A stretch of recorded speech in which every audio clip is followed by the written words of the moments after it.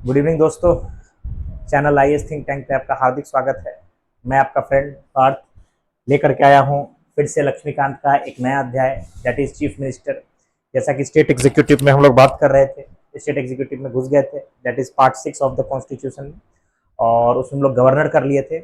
आज हम आगे बढ़ेंगे चीफ मिनिस्टर और उसके council of ministers next lecture में। ठीक है, ठीक है। आज से मैं कुछ बर्निंग टॉपिक्स भी लेकर के आया हूँ जिसमें मैं आपको एक्सप्लेनेशन दूंगा, not from the point of view of, मतलब बात करेंगे कोई एग्जाम के पॉइंट ऑफ व्यू से नहीं, बर्निंग टॉपिक्स पे, उसी से आपके मेन से रिलेटेड चीजें खुलेंगी, है ना। तो बिना टाइम वेस्ट किए लेट अस बिगिन। सबसे पहले आज हम बात करते हैं चीफ मिनिस्टर। जो टॉपिक है दैट इज चीफ मिनिस्टर। आपको भी पता है chief minister is in part 6 of the constitution, जिसमें स्टेट एग्जीक्यूटिव की बात होती है। ठीक है, स्टेट एग्जीक्यूटिव के पार्ट है कौन कौन? Chief minister, governor, chief minister के council of minister and advocate general. These are part of state executive. Appointment of chief minister, chief minister को कौन अपॉइंट करता है? अच्छा, उससे पहले बता दो, चीफ मिनिस्टर पोस्ट जो सेंटर में प्राइम मिनिस्टर होता है, उसी के एनालॉगस चीफ मिनिस्टर पोस्ट है स्टेट में। कौन अपॉइंट करता है? आपको भी पता है, आम स्टेट में चुनाव होते हैं, मेजोरिटी जिस पार्टी को आता है वो विधायक दल का नेता चुनता है, ठीक है, और उसको गवर्नर अपॉइंट करते हैं। तो सबसे पहले अगर बात करें तो who appoints the chief minister? Chief minister is basically appointed by the governor of the state, राज्यपाल करते हैं। ठीक है, तब तक अगर आप देखें, और क्या ये पूरी कहानी वही है?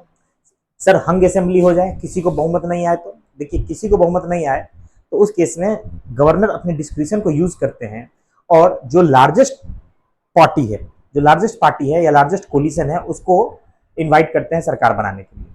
ठीक, और फिर उसको फ्लोर ऑफ द विधानसभा पे अपनी मेजोरिटी प्रूफ करनी होती है। ये प्रोसेस होता है। ये पहले इसमें बड़े घपलेबाजी होते थे, आज भी होते हैं, मिसयूज होते हैं, लेकिन एक बहुत फेमस केस है जिसकी मैं चर्चा करूं। एक बहुत फेमस केस है ना, जिसका नाम है एसआर बोमाई केस, है ना।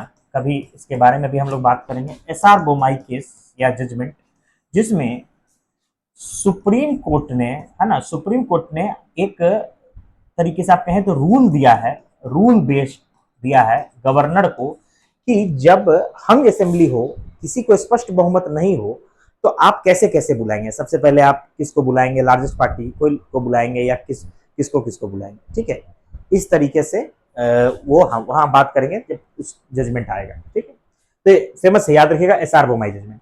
तो कुल मिला के जैसा मैंने बताया कि गवर्नर अपॉइंट करते हैं चीफ मिनिस्टर को, किसको? लार्जेस्ट पार्टी जिनकी होती है उनको बुलाते हैं, नहीं तो जो जिनको लगता है कि मेजोरिटी है उसे बुलाते हैं, चाहे कोलिशन हो चाहे सिंगल पार्टी हो, और फिर वो जा करके फ्लोर ऑफ द हाउस पे उनको अपनी बहुमत प्रूफ करनी होती है। इसके अलावा और कुछ प्रमुख बातें आपको यहाँ बता दूं। किसी व्यक्ति को चीफ मिनिस्टर बनने के लिए कोई जरूरी नहीं है कि वो विधानसभा का ही मेंबर हो। 6 स्टेट जहां विधान परिषद है, मैंने आपको बताया था कैसे याद रखना है। बिहार एंड यूपी, आसपास के state, Andhra Pradesh and Telangana, Maharashtra and Karnataka. तो यहां पर जिसको चीफ मिनिस्टर बनना है वो विधान परिषद का भी मेंबर हो सकता है इन स्टेट में, बाकी जगह दूसरी विधानसभा है। ऐसा हो सकता है कि ऐसा भी व्यक्ति, जैसे मुझे भी अभी आज चाहे तो आप मुझे बिहार का चीफ मिनिस्टर बना सकते हैं, बस मुझे लेकिन 6 मंथ के अंदर, विद इन 6 मंथ्स, क्या चीज? विद इन 6 मंथ्स मुझे इलेक्ट होके आना होगा, किसमें? विधानसभा में, या अगर विधान परिषद है तो उसमें। तो कोई भी व्यक्ति जो विधायक नहीं है, ठीक है, या विधान परिषद का मेंबर नहीं है, विधानसभा का मेंबर नहीं है, उसको क्या करना होगा? उसको इलेक्ट होकर के आना होगा। वो सीएम बनाया जा सकता है, लेकिन उसको 6 महीने के अंदर या तो विधानसभा या अगर विधान परिषद है तो उसका मेंबर बन के आना होगा। आई होप ये कहानी क्लियर होगी, है ना। आगे बढ़ते हैं। इसके अलावा गवर्नर को अपना डिस्क्रिप्शन यूज करके ये भी करना होता है, ठीक है, कि अगर कोई chief minister in office die कर गए तो किसको मुख्यमंत्री बताना है। पर जनरली ऐसा होता है कि जो पार्टी है वो खुद बता देती है कि ये हमारे न्यू सक्सेसर होंगे, तो उसको बनाना पड़ता है, आप किसी और को बना नहीं सकते हैं। यही कहानी यहाँ लिखी हुई, और कुछ खास बात यह नहीं है। जो मैंने आपको बताया 6 महीने वाला कहानी, वही यहाँ लिखा हुआ है। कोई जरूरी नहीं कि विधानसभा का मेंबर हो, विधान परिषद का भी मेंबर हो सकता है मुख्यमंत्री। ओथ, टर्म एंड सैलरी, कौन ओथ दिलाता है भाई चीफ मिनिस्टर को? गवर्नर ओथ दिलाते हैं चीफ मिनिस्टर को। ठीक, क्या क्या होता है ओथ में? ध्यान से दे लीजिएगा, एक बार यूपीएससी ने मैथ्स का कॉलम पूछा है। To bear true faith in allegiance to the constitution of India, to uphold sovereignty integrity of India, to faithfully discharge the duties of office, to do justice to all people without any ill will fear और favour, है ना। इसके अलावा oath of secrecy लेते हैं chief minister कि वो कोई भी मैटर जो कैबिनेट के पास हो वो बिना कैबिनेट के डिलीवरेशन के पब्लिक में पास नहीं करेंगे। याद रखिएगा इन चीजों को। सैलरी और अलाउंसेस चीफ मिनिस्टर कितना होता है वो स्टेट लेजिस्लेचर विधानसभा डिटरमाइन करता है। These are not some important portions जो मैं बता रहा हूं पूरे चैप्टर में। देखो मैं लाइन बाय लाइन नहीं पढ़ाऊंगा, वो वही इंपॉर्टेंट, इसके अलावा कहीं से सवाल नहीं आएगा, मेरी गारंटी है। ठीक, नेक्स्ट आते हैं powers and functions of chief minister. Chief minister के कई तरह के पावर्स एंड फंक्शंस होंगे, लेजिस्लेटिव, है ना, जुडिशियल, इस तरीके के। जुडिशियल तो गवर्नर के होते हैं, लेजिस्लेटिव होंगे विद रिस्पेक्ट टू एग्जीक्यूटिव होंगे। सबसे पहले हम लोग देख रहे हैं कि चीफ मिनिस्टर जो होते हैं काउंसिल ऑफ मिनिस्टर्स के हेड होते हैं। जैसे प्रधानमंत्री सेंट्रल काउंसिल ऑफ मिनिस्टर के हेड होते हैं, उसी तरह से chief minister state council of ministers के हेड होते हैं। क्या क्या उनके ऐसे फंक्शंस हैं। काउंसिल ऑफ मिनिस्टर में कौन मिनिस्टर क्या बनेगा गवर्नर अपॉइंट करते हैं, लेकिन किसके एडवाइस पे, चीफ मिनिस्टर के एडवाइस पे। ठीक, पोर्टफोलियो को वो बदल सकते हैं, पोर्टफोलियो वही अलॉट करते हैं कि आप फाइनेंस मिनिस्टर होंगे, आप एजुकेशन मिनिस्टर होंगे, पोर्टफोलियो को वो बदल भी सकते हैं। वो किसी मिनिस्टर को, ठीक है, डिसमिस भी कर सकते हैं, या मतलब एडवाइस कर सकते हैं गवर्नर को कि वो डिसमिस कर दे मिनिस्टर को, सीएम एडवाइस कर सकते हैं। काउंसिल ऑफ मिनिस्टर के ऊपर प्रिसाइड करते हैं, चीफ होते हैं काउंसिल ऑफ मिनिस्टर के, है ना, सारे एक्टिविटी कोऑर्डिनेट करते हैं। अच्छा, कोई काउंसिल ऑफ मिनिस्टर रिजाइन करता है तो सरकार नहीं जाती है ना, लेकिन चीफ मिनिस्टर अगर रिजाइन करता है, ठीक है, वो पूरे काउंसिल ऑफ मिनिस्टर को डिसॉल्व कर देता है। पूरे काउंसिल ऑफ मिनिस्टर क्या हो जाते हैं, डिसॉल्व हो जाते हैं। ठीक है, ये बात याद रखिएगा। कोई मिनिस्टर का, कैबिनेट मिनिस्टर की डेथ या रेजिग्नेशन होती है तो डिसॉल्व नहीं होता है, लेकिन ठीक है, अगर आप चीफ मिनिस्टर जो है उनकी डेथ जो होती है या उनकी रिमूवल, सॉरी रेजिग्नेशन, वो काउंसिल ऑफ मिनिस्टर को डिसॉल्व कर देती है। ठीक है, यही बात यहाँ लिखी हुई है। तो आप समझ सकते हैं चीफ मिनिस्टर ज्यादा पावरफुल है, तो भाई ऑब्वियस ही बात ऐसा होगा। नेक्स्ट, गवर्नर से रिलेशन में क्या क्या उनके पावर है, मोटा मोटी मैं बता दूं कि it is the chief minister who informs the governor regarding the affairs of the state. कि स्टेट में क्या चल रहा है वो चीफ मिनिस्टर को, गवर्नर को इन्फॉर्म करते हैं, ये पावर है। दूसरा, काउंसिल ऑफ मिनिस्टर्स के सारे डिसीजन वो गवर्नर को कम्युनिकेट करते हैं। इसके अलावा गवर्नर को कुछ अगर जानकारी लेनी हो स्टेट के एडमिनिस्ट्रेशन से रिलेटेड तो वो चीफ मिनिस्टर से पूछते हैं, और चीफ मिनिस्टर का पावर है, फंक्शन है इस चीज को गवर्नर को इन्फॉर्म करना। या कोई मिनिस्टर कोई फैसला ले लिया जो काउंसिल ऑफ मिनिस्टर ने कंसीडर नहीं किया है, और वो फैसला गवर्नर चाहे तो चीफ मिनिस्टर के थ्रू रिकंसिडरेशन के लिए भेज सकते हैं काउंसिल को। ठीक है, तो इस बात को ध्यान रखना है।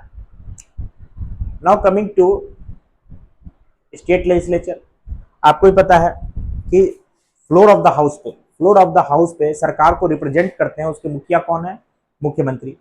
चाहे विधान परिषद के मेंबर हो, चाहे विधान सभा के, जिस भी हाउस में वो होंगे, है ना, हर जगह मैक्सिमम जगह तो एक ही हाउस है, तो उस जगह पर चीफ मिनिस्टर जो होते हैं वो हेड ऑफ द स्टेट नहीं होते, head of the government, state government होते हैं। ठीक,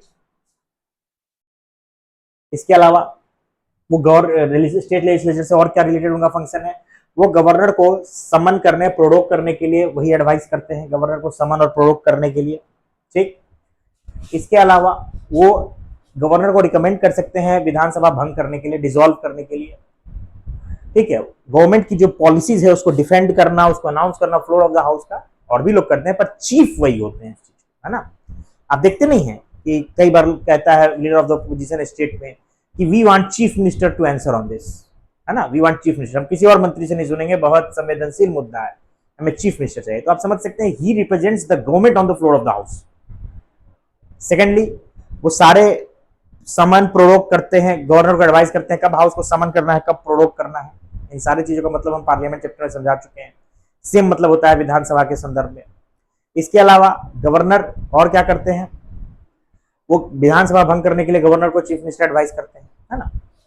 अदर पावर क्या है, स्टेट प्लानिंग बोर्ड के चेयरमैन होते हैं। ठीक, इसके अलावा जोनल काउंसिल के वो वाइस चेयरमैन होते हैं, रोटेशनल बेसिस पे, जिस काउंसिल, जिस नॉर्थ जोन, साउथ जोन, जिस जोन में है। ठीक है, इंटर स्टेट काउंसिल के, नेशनल डेवलपमेंट काउंसिल अब तो हुआ नहीं, पहले प्लानिंग कमीशन के समय था एनडीसी, नेशनल डेवलपमेंट काउंसिल, उसके मेंबर होते हैं। पॉलिटिकल लेवल में चीफ, कोई भी बड़ी स्टेट में चीफ क्राइसिस मैनेजर होते हैं, ठीक है, chief spokes person of the state government होते हैं, पॉलिटिकल हेड होते हैं, सारी चीज आप समझ सकते हैं। जितने हेड वाली बात है वो चीफ मिनिस्टर की होगी। गवर्नर के साथ रिलेशनशिप, 3 आर्टिकल इसमें महत्वपूर्ण है। आर्टिकल 163 जो कहता है कि हमेशा एक chief minister with his council होगा, ठीक है, जो गवर्नर को एडवाइस करेगा फंक्शन करने के लिए। हम पिछले चैप्टर में पढ़ चुके हैं। नेक्स्ट आता है 164, ठीक है, वो कहता है कि chief minister along with his council will be collectively responsible होंगे किसके लिए, to the state legislature. Article 167 जो बताता है कि it is the duty of chief minister to inform the governor regarding the affairs of the state. Secondly, governor को कोई सा इंफॉर्मेशन चाहिए स्टेट के अफेयर से वो चीफ मिनिस्टर के थ्रू ले सकता है। इसके अलावा वही चीज गवर्नर चाहे तो कोई डिसीजन जो मिनिस्टर द्वारा लिया गया है उसको कैबिनेट द्वारा रिकंसिडर करने के लिए भेज सकते हैं वाया चीफ मिनिस्टर। ये 167 कहता है। तीनों आर्टिकल देख लें, इंपॉर्टेंट आर्टिकल है। 163 council of ministers to aid and advise the governor. 164 कुछ खास नहीं। 166 conduct of the business of the state. और 167 to furnish information to governor.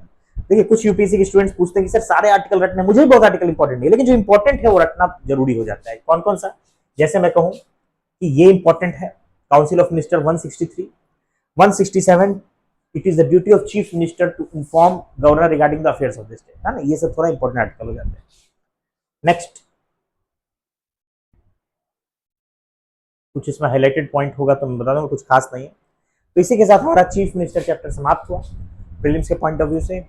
163, 164, 167 article याद रखना है। वो appoints chief minister. Chief minister with his council कौन हटा सकता है, till the pleasure of the governor. Removal भी देख लीजिए,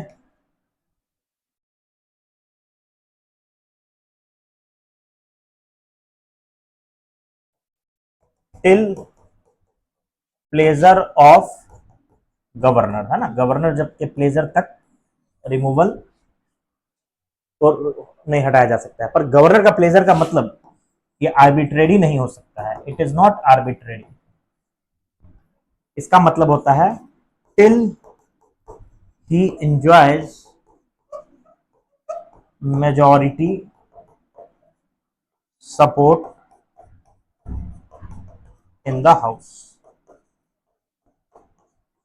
ठीक है, आई होप ये क्लियर होगा आपको, है ना। तो इसी के साथ मैं आज का लेक्चर यहाँ एंड करता हूँ। जल्द मिलेंगे। आप चैनल को लाइक शेयर सब्सक्राइब करना जरूर ना भूलें। दूर से दूर लोगों को पहुँचाएं ताकि उनको रिवीजन के लिए, किसी बुक की समरी के लिए और इन्फॉर्मेशन के लिए ये चैनल काम आ सके। आप जहाँ पढ़ते हैं पढ़ते रहिए, पर एडिशनल क्विक रिवीजन के लिए आपको इस चैनल पर आना ही पड़ेगा। और इसी के साथ मैं आपसे आज विदा लेता हूँ। चैनल को शेयर करते रहें, ठीक है। जय हिंद, जय भारत, भारत माता की जय।